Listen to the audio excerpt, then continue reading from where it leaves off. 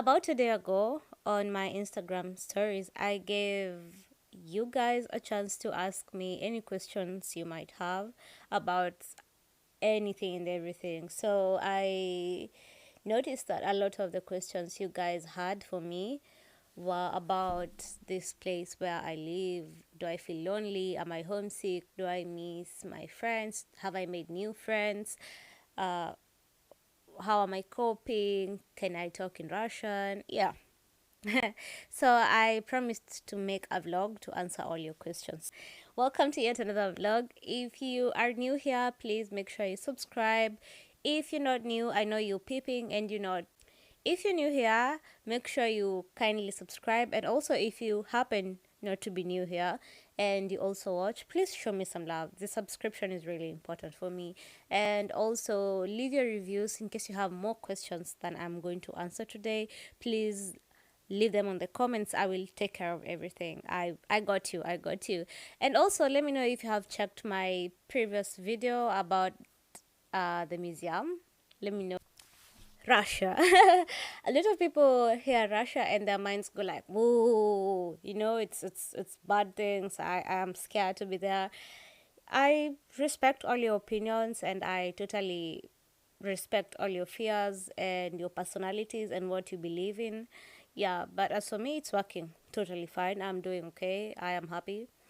I am enjoying a new experience and I will tell you for free. Everything has a price.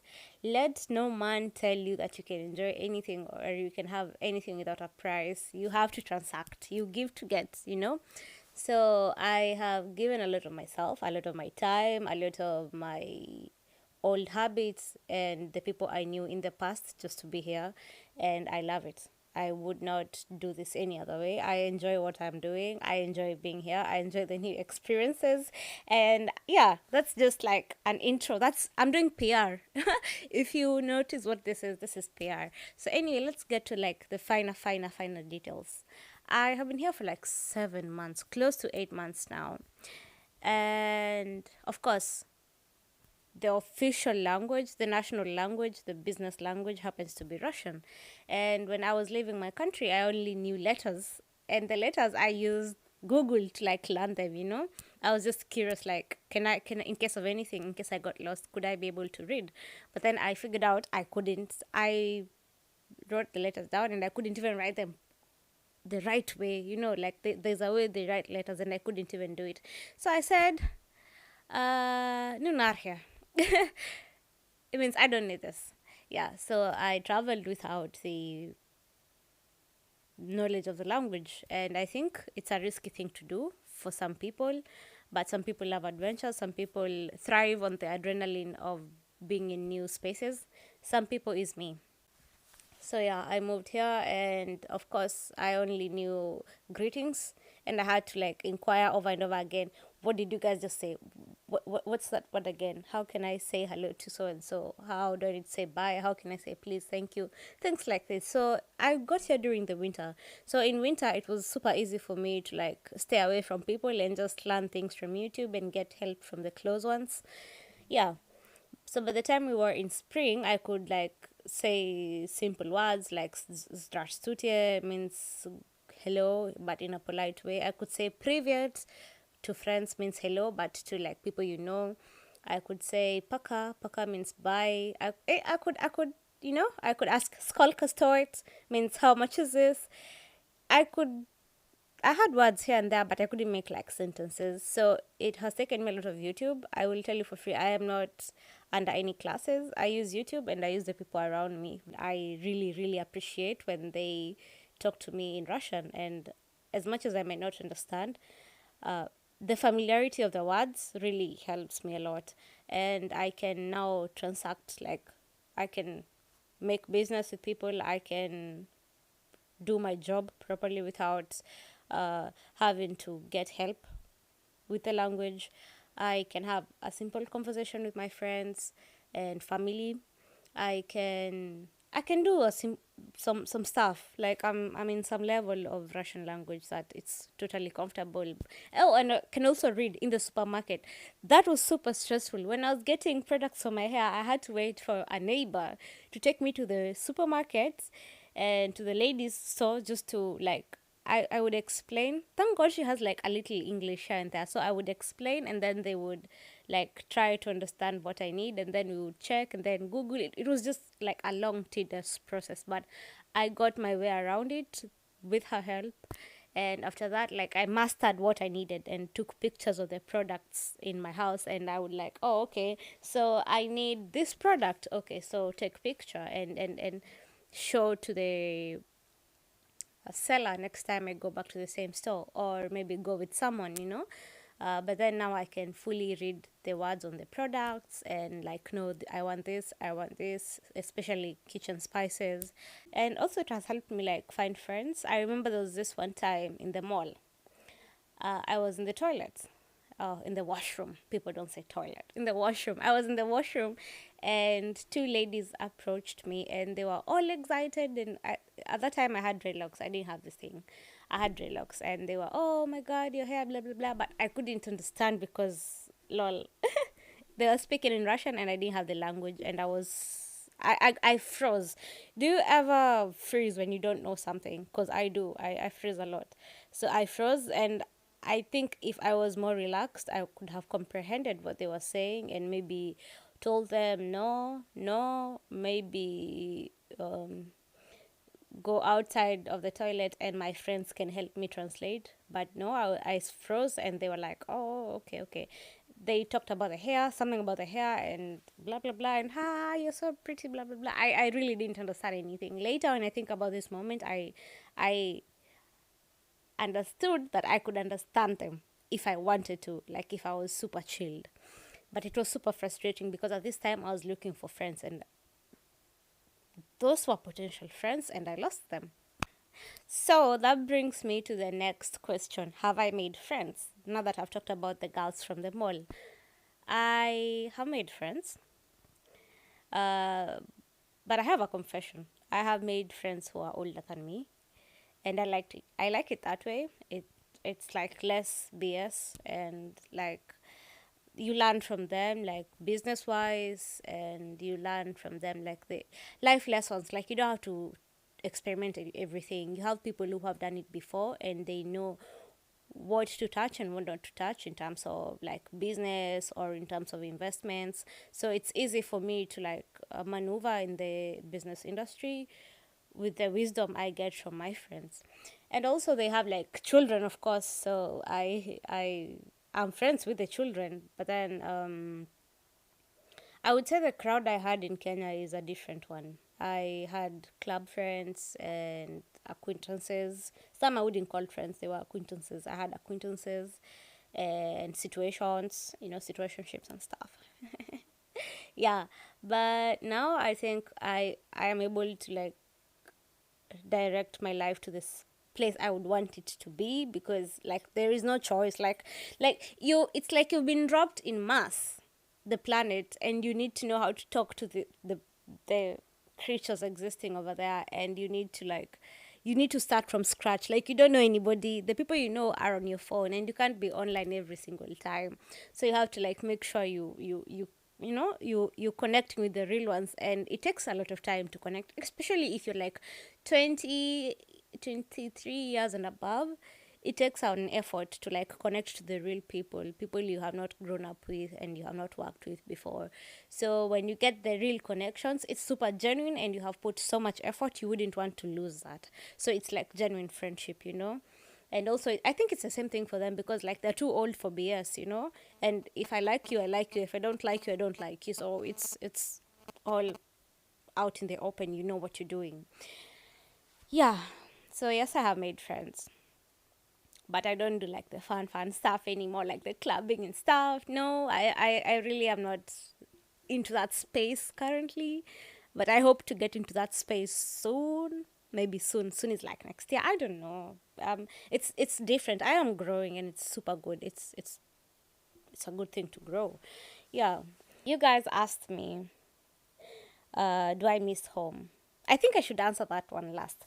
Let me check through the questions again. Allow me to like check through the questions again on Instagram. Okay, people just ask like, how are you doing? I said I'm doing good. I'm doing great. Yeah, some days can be overwhelming. Like you wake up and you're not like in the same comfort zone you've been into your whole life. It's different now, and it's something else. Change is uncomfortable, but it's worth it. It's necessary. As I said before, if you are in a position to travel, please do. Like, it opens your mind, it helps you see like life from another angle, how people live. That, and also I would advise you, if you travel with an open mind. um Still waters run deep. In that, I'm trying to say, if you are stormy, feisty, and you resisting change, it's going to be so hard for you in a new place. If it's a new environment for you, you need to like quiet down and watch how things are done. But then this should not give the locals a chance to take advantage of you. No, you can always relax and understand how things are done, and because it's a different place and they have different rules and everything. So like, you need to understand what they do and how that makes you feel, and if you want to be part of that. And of course, after this, you can like bring up your principles and say, lol, me, I don't do that. Like, I am not into this, so pardon me, you guys can do it, but I don't do this. Just be smart. It's easier for you and it's better for you to just sit and observe, and then after this, you can like bring your outer self later. The other question was the important one.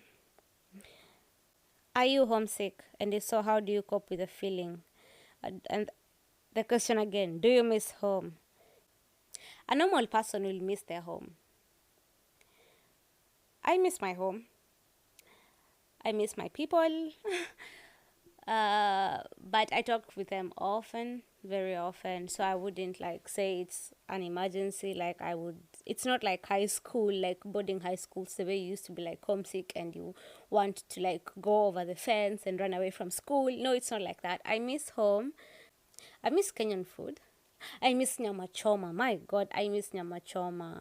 Because like the meat here is not the same like there, but then like the taste, it's kind of different. Like we have original things from Kenya. Like the meat is hard.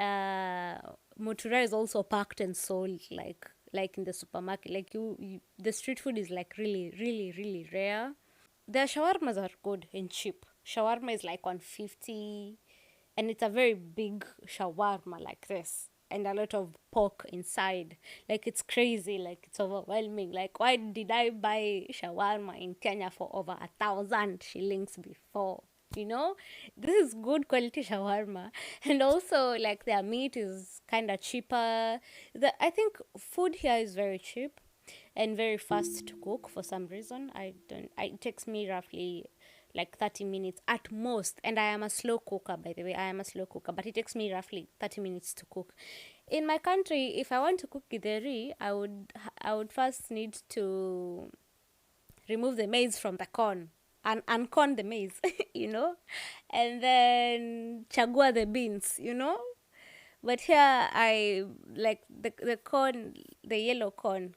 It's all they have. I've not seen white corn here. They have the yellow corn. The yellow corn takes like approximately 10 minutes to boil, like motungo, boiled maize. 10 minutes at most. It's ready and very soft and stuff.